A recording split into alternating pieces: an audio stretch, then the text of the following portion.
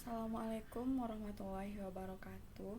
Perkenalkan, nama saya Amelia Nurkhairani, NIM 1804274. Saya berasal dari mahasiswa Universitas Negeri Padang, Fakultas Ilmu Sosial, jurusan Ilmu Administrasi Negara. Pada kesempatan kali ini, izinkan saya untuk menampilkan sebuah PowerPoint saya, di mana PowerPoint ini bertujuan untuk memenuhi tugas governance digital. Saya mengambil tema dengan berjudul kebijakan internal layanan pengadaan. Oke, baiklah, langsung saja ke intinya. Dari indikator 13, di mana di sana terdapat yang pertama itu permasalahan. Permasalahan dalam kebijakan internal layanan pengadaan ini, yang pertama itu instansi pusat atau pemerintah daerah belum seluruhnya menempatkan kebijakan penggunaan layanan manajemen pengadaan barang atau jasa berbasis elektronik. Yang kedua itu pengaturan pengadaan barang atau jasa belum sepenuhnya memberikan nilai manfaat value for money yang besar, kontribusi dalam peningkatan penggunaan produk dalam negeri dan peningkatan peran usaha mikro, usaha kecil, dan usaha menengah. Yang ketiga itu belum maksimalnya pemanfaatan teknologi informasi untuk menunjang pengeluaran pengadaan barang atau jasa. Yang kedua itu terdapat dampak dari kebijakan internal layanan pengadaan. Dampaknya yang pertama yaitu ada dua. Yang pertama, pengelolaan pengadaan barang atau jasa kurang efektif, efisien, dan akuntabel. Yang kedua itu penyalahgunaan barang atau jasa.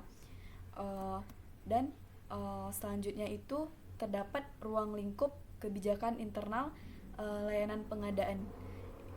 Ruang lingkupnya yang pertama yaitu kebijakan meliputi kesepakatan tingkat layanan dengan LKPP dan penentuan perangkat organisasi yang berada di dalamnya yaitu kepala, sekretaris, unit administrasi sistem elektronik, unit registrasi dan verifikasi, dan unit pelayanan dan dukungan.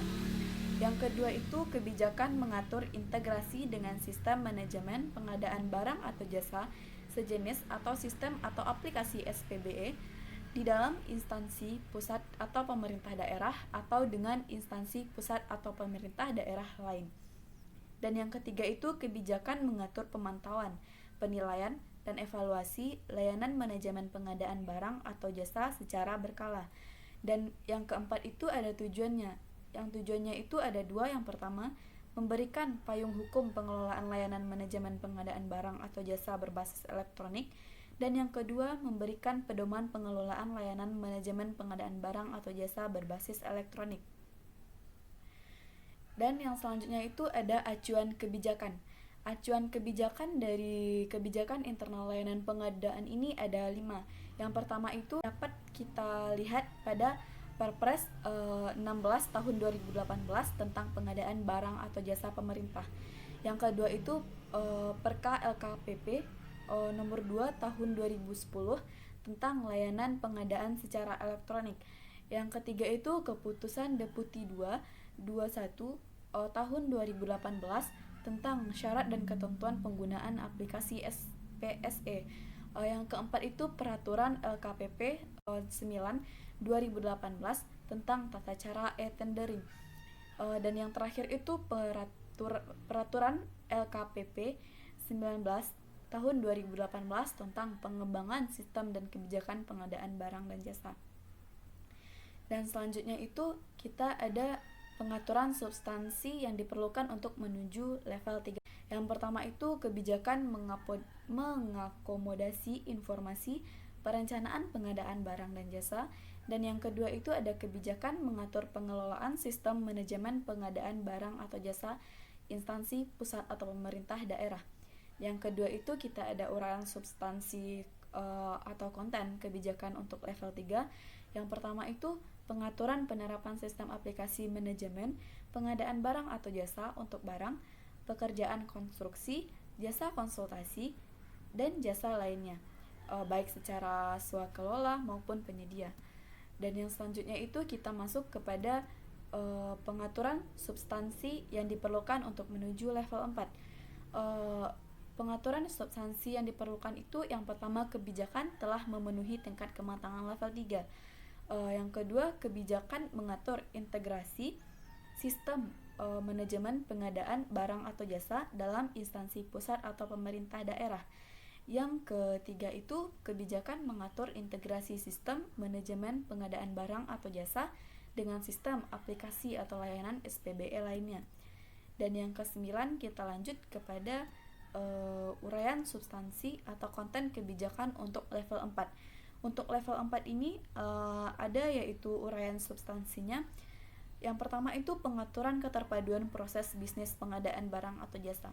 Yang kedua, pengaturan integrasi bagi pakai, data, dan informasi, basis data, dan sistem aplikasi manajemen pengadaan barang atau jasa, instansi pusat atau pemerintah daerah. Antara lain yaitu yang pertama dengan sistem aplikasi manajemen pengadaan barang atau jasa LKPP. Dan yang kedua itu ada antar unit kerja atau perangkat daerah dalam instansi pusat atau pemerintah daerah. Dan yang ketiga ada dalam instansi pusat atau pemerintah daerah atau antar instansi pusat atau pemerintah daerah. Dan yang ke-10 yaitu ada pengaturan substansi yang diperlukan untuk menuju level 4. Yang pertama itu ada kebijakan telah memenuhi tingkat kematangan level 4. Yang kedua, kebijakan mengatur pemantauan, penilaian, dan pengevaluasian sistem aplikasi manajemen pengadaan barang atau jasa secara berkala terhadap perubahan peraturan, perkembangan teknologi, atau kebutuhan instansi atau pengguna. Yang ketiga itu kebijakan mengatur pelaksanaan manajemen perubahan sistem aplikasi manajemen pengadaan barang atau jasa. Yang keempat yaitu ada kebijakan mengatur pembaruan sistem aplikasi manajemen pengadaan atau pengadaan barang atau jasa. Oke, next. Pada slide selanjutnya itu ada uraian substansi atau konten kebijakan untuk level 5. Yang pertama itu pengaturan memuat metode, instrumen, dan tim pelaksana, evaluasi secara berkala.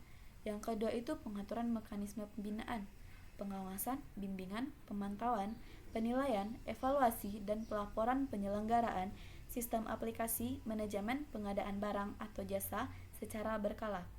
Yang ketiga itu pengaturan mekanisme perbaikan dan peningkatan kapabilitas, fungsi teknis, dan penambalan celah keamanan sistem aplikasi manajemen pengadaan barang atau jasa. Dan yang selanjutnya itu ada pengaturan proses perencanaan, analisis, pengembangan, implementasi, pemantauan, dan evaluasi terhadap perubahan sistem aplikasi manajemen pengadaan barang atau jasa. Oke, baiklah. Pada slide selanjutnya ada saran atau acuan untuk kebijakan internal pengadaan layanan pengadaan ini.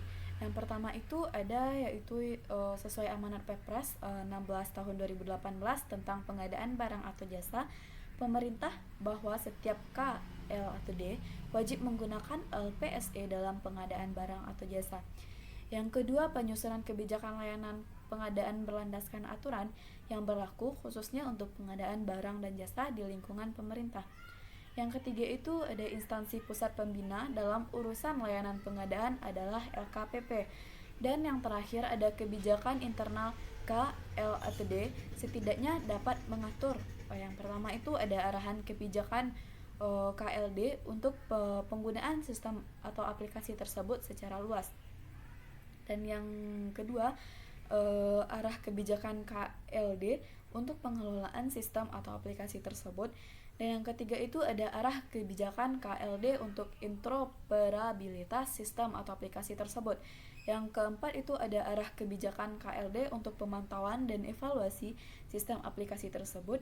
Dan yang kelima itu ada arah kebijakan KLD untuk perbaikan dan peningkatan pengaturan kebijakan sistem atau aplikasi tersebut. Oke, baiklah, pada pertemuan ini hanya itu yang dapat saya jelaskan. Lebih dan kurangnya mohon dimaafkan, semoga bermanfaat. Saya pamit undur diri. Assalamualaikum warahmatullahi wabarakatuh.